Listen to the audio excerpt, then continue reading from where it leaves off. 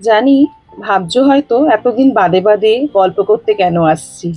আসলে শরীরটা বিশেষ খুব একটা ভালো নেই।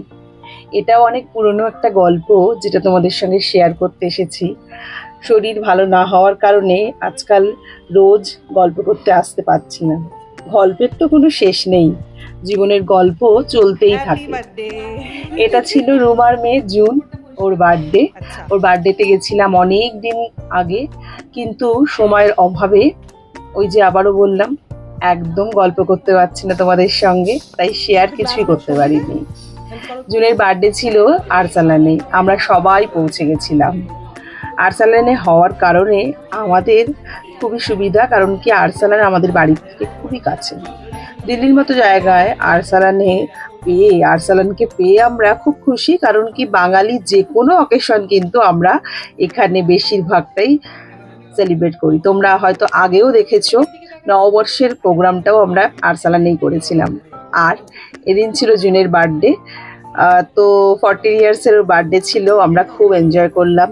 দারুণ ছিল খাওয়া দাওয়া। খাওয়া দাওয়া নিয়ে তো কিছু বলারই নেই, ডিনারে কি না ছিল। খেয়ে দিয়ে আমরা খুবই টায়ার্ড হয়ে গেছিলাম, তারপর একটু আড্ডা গল্প।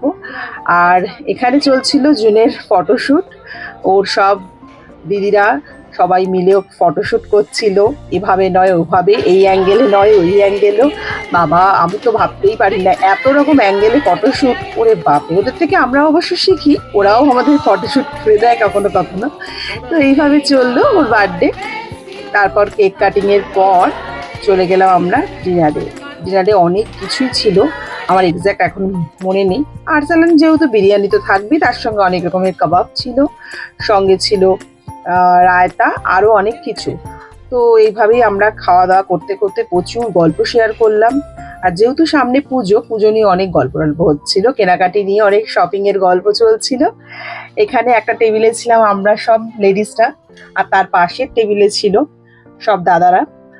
আর একটা টেবিলে ছিল, আর একটা বড় টেবিলে ছিল বাচ্চারা, কারণ বাচ্চাদের সংখ্যা অনেক বেশি। তো বাচ্চারা আর একটা টেবিলে, সবাই এভাবে ডিনার এনজয় করছিল, আর এভাবেই আমাদের গল্প চলছিল।